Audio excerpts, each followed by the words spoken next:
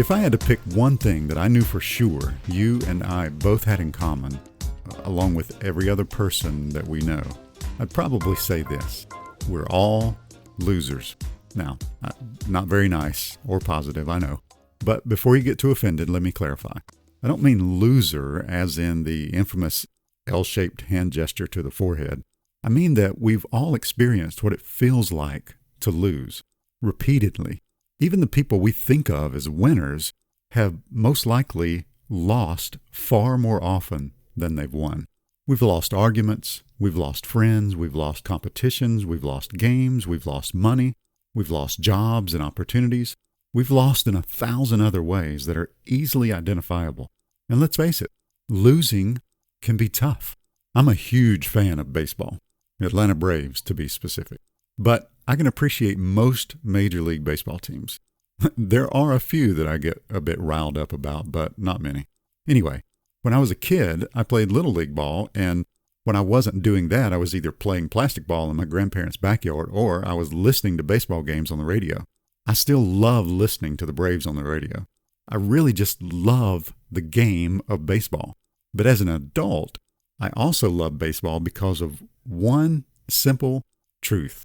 Baseball players have to learn how to cope with defeat more constantly than possibly any other professional athlete. If you know anything at all about baseball, you know that even the greatest players in history only have a batting average in the 300s.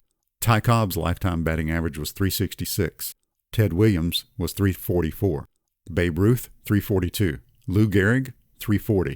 Hank Aaron, 305. Mickey Mantle, 298.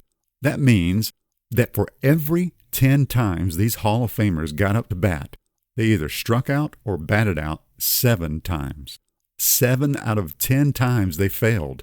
A 70% fail rate. Wow. Sports columnist Thomas Bull once said, quote, "A losing streak can mount up on you so much quicker than a winning streak that it's kind of a terror that grips a team. It's like the spooky music that runs underneath baseball." So how do baseball players learn to deal with so much constant failure and loss? Now, granted, it could just be their superstitious nature, or maybe they're just mentally deranged. I mean, can they not see that getting out 7 out of 10 times is a horrible track record?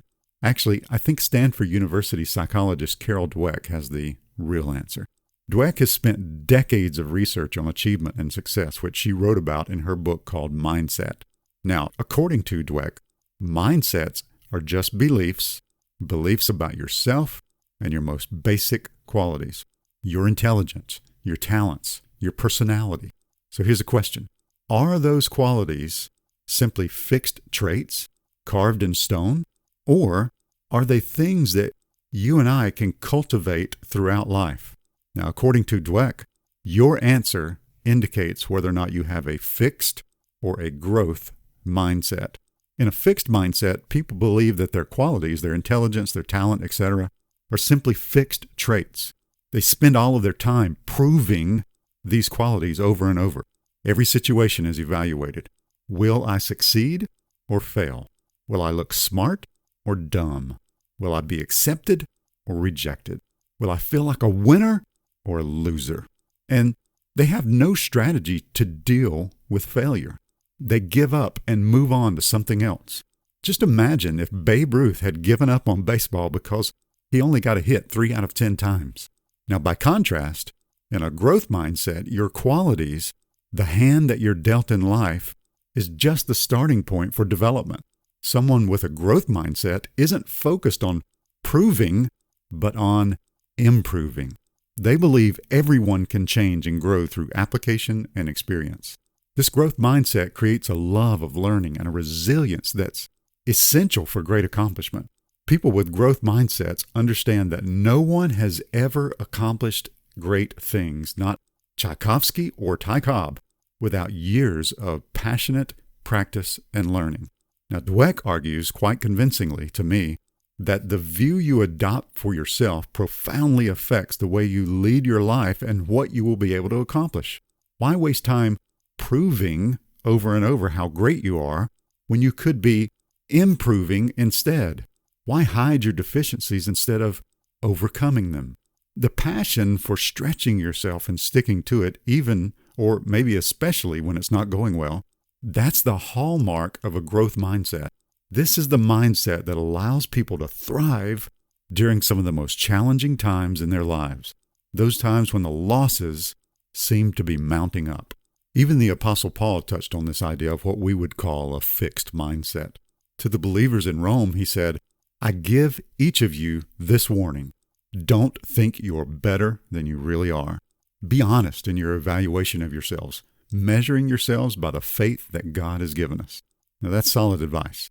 And then to the believers in Galatia, he wrote, if anyone thinks there's something when they're not, they deceive themselves.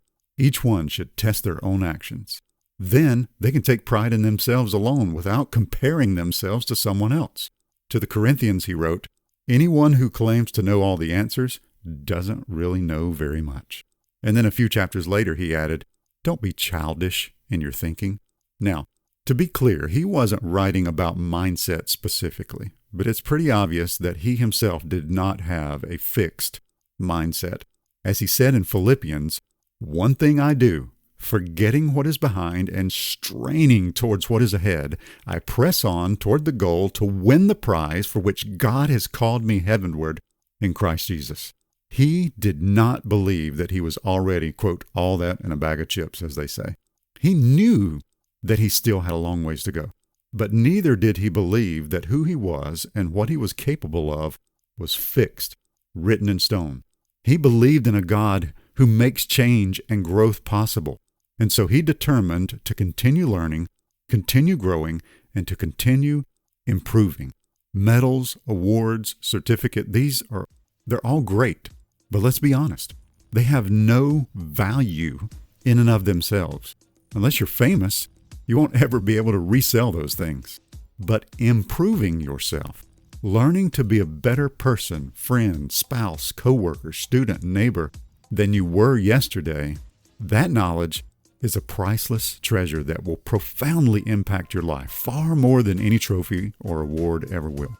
I challenge you, as you start your day, get in the habit of checking your mindset. Are you going to make your day about proving yourself to be a winner, fixed mindset, or are you going to make it a chance to improve yourself, to become a slightly better version of who you were yesterday? If you choose the latter, you've already won, regardless of what happens or how many times you strike out, because you're always learning, always growing, always improving.